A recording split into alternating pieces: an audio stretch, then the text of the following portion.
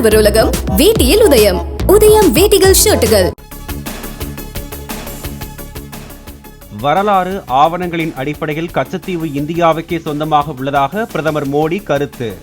கச்சத்தீவை இந்தியா தக்க வைத்துக் கொள்ள காரணங்கள் இருந்தும் காங்கிரஸ் அலட்சியமாக செயல்பட்டதாக குற்றச்சாட்டு. காங்கிரஸ் கட்சியின் தவறான முடிவால் தமிழக மீனவர்கள் தினசரி துன்பம் அனுபவித்து வருவதாக பிரதமர் மோடி கருத்து. கச்சத்தீவின் உரிமையை விட்டுக் கொடுப்பதில் தனக்கு தயக்கம் இல்லை என அப்போதைய பிரதமர் நேரு கூறியிருந்ததை சுட்டிக்காட்டி பிரதமர் விமர்சனம். 50 ஆண்டுகால கச்சத்தீவு விவகாரத்தில் திமுகவின் உண்மைக்கு புறம்பான பிரச்சாரத்தின் சாயம் வெளுத்துள்ளதாக மத்திய நிதியமைச்சர் நிர்மலா சீதாராமன் கருத்து. காங்கிரசுடன் சேர்ந்து கச்சத்தீவை தாரை வார்த்துவிட்டு பிறரை கேள்வி கேட்கும் போக்கு மிகவும் தவறானது என்றும் வலைப்பதிவு. 1974 திமுக காங்கிரஸ் செய்த துரோகத்தால் தமிழக மீனவர்கள் கச்சத்தீவிற்குள் நுழையும் உரிமையை இழந்ததாக அண்ணாமலை குற்றச்சாட்டு. தாரை வார்த்த பின்னரும் தமிழக மீனவர்கள் கச்சத்தீவை பயன்படுத்தலாம் என்ற பகுதியை ஒப்பந்தத்தில் இருந்து ரகசியமாக நீக்கப்பட்டதாகவும் அண்ணாமலை காட்டம்.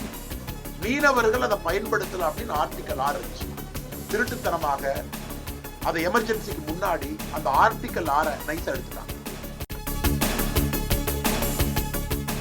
முதலமைச்சர் மு.க. ஸ்டாலின் ஈரோடு அடுத்த சின்னியம்பாளையத்தில் இன்று தேர்தல் பிரச்சாரம். ஈரோடு, கரூர், நாமக்கல் தொகுதி வேட்பாளர்களை ஆதரித்து வாக்கு சேகரிக்கிறார். ஈரோட்டில் நடைபயிற்சியின் போது முதலமைச்சர் மு.க. ஸ்டாலின் வாக்கு சேகரிப்பு. உழவர் சந்தையில் வியாபாரிகள் காய்கறி வாங்க வந்தவர்களிடம் ஓட்டு கேட்டார். ஈரோடு அவல்பூந்துறையில் மறைந்த மதிமுக எம்பி கணேசமூர்த்தியின் குடும்பத்திற்கு முதலமைச்சர் ஸ்டாலின் நேரில் அஞ்சலி. கணேசமூர்த்தியின் உருவப்படத்திற்கும் மரியாதை செலுத்தினார். புதுச்சேரிக்கு மாநில அந்தஸ்து பெற நாடாளுமன்றத்தில் அதிமுக அழுத்தம் தரும் என எடப்பாடி பழனிசாமி உறுதி. அதிமுக வேட்பாளர் வெற்றி பெறும் போது புதுச்சேரி சிங்கப்பூர் போல மாற்றப்படும் என்றும் புதுச்சேரியில் நடந்த பிரச்சார கூட்டத்தில் பேச்சு. தமிழ்நாட்டைச் சேர்ந்த கிட்டத்தட்ட 39 நாடாளுமன்ற வேட்பாளர் போட்டியிட்டு வெற்றி பெறுவார்கள். கூட்டணி சேர்த்தி அவர்களும் அறிவுச்சோர் தமிழ் வேதனும் இணைந்து இந்த புதுச்சேரிக்கு மாநில அந்தஸ்தை பெறுவதற்கு நாடாளுமன்றத்தில் அழுத்தம் கொடுத்து பெறுவார்கள்.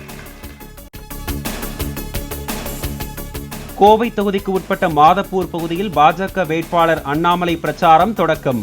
பல்லடம் சட்டமன்ற தொகுதிக்கு உட்பட்ட பகுதியில் 5 மக்கள் மருந்தகங்களை அமைக்க உள்ளதாக அண்ணாமலை வாக்குறுதி.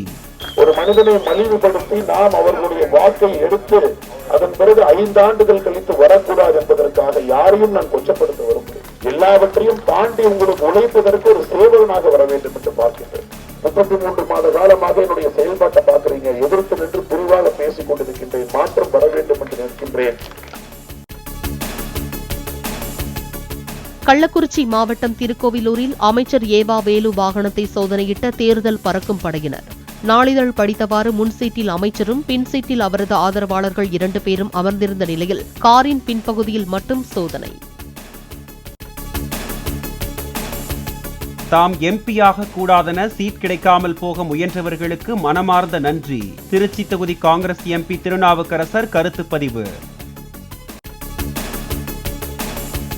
திருச்சி நாடாளுமன்ற தொகுதி மதிமுக வேட்பாளர் துரை வைகோ வீதி வீதியாக சென்று வாக்கு சேகரிப்பு.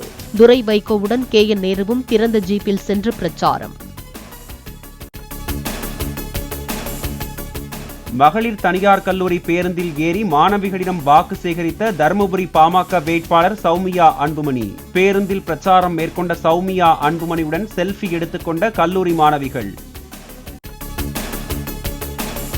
முன்னாள் முதலமைச்சர் ஓ பன்னீர்செல்வம் மீது போலீசார் வழக்கு பதிவு. அறந்தாங்கியில் ஆரத்தி எடுத்த பெண்களுக்கு பணம் கொடுத்ததாக எழுந்த புகாரில் நடவடிக்கை. பாஜக மாநில தலைவர் அண்ணாமலை உள்ளிட்ட 700 பேர் மீது தேர்தல் விதிகளை மீறியதாக போலீசார் வழக்கு பதிவு. அனுமதிக்கப்பட்ட நேரத்தை தாண்டி திருச்சியில் தேர்தல் பிரச்சாரம் செய்ததாக கூறி வழக்கு. ஜாஃபர் சாதிக் தொடர்புடைய போதைப் பொருள் கடத்தல் வழக்கில் இயக்குநர் அமீர் உட்பட 3 பேருக்கு சம்மன். டெல்லி அலுவலகத்தில் வரும் செவ்வாய்க்கிழமை அன்று ஆஜராக போதைப் பொருள் தடுப்பு பிரிவு உத்தரவு. பூந்தமல்லி அருகே உரிய ஆவணங்கள் இன்றி இரவு நேரத்தில் எடுத்துச் செல்லப்பட்ட 2,30,00,000 ரூபாய் பறிமுதல். ஏடிஎம் மையங்களுக்கு எடுத்துச் செல்லப்பட்ட பணம் என தகவல். புதுப்பித்தலும் நல்லவற்றை எதிர்நோக்கிய நம்பிக்கையும் எல்லா இடங்களிலும் எதிரொலிக்கட்டும் என பிரதமர் மோடி ஈஸ்டர் பண்டிகை வாழ்த்து. நம் அனைவரையும் ஒன்றிணைக்க தூண்டுவதாய் இந்நாள் அமைய வழிவகுக்கட்டும் என்றும் வலைப்பதிவு. தமிழகத்தின் ஓரிரு இடங்களில் 4 நாட்களுக்கு வெப்பநிலை 2 டிகிரி செல்சியஸ் வரை படிப்படியாக அதிகரிக்க வாய்ப்பு. சென்னை மற்றும் புறநகரில் அடுத்த 24 மணி நேரத்திற்கு அதிகபட்ச வெப்பநிலை 36 டிகிரி செல்சியஸை ஒட்டி இருக்கக்கூடும் என்றும் வானிலை மையம் தகவல். ஆடவர் உலகம் வேட்டியில் உதயம். உதயம் வேட்டிகள் ஷர்ட்டுகள்.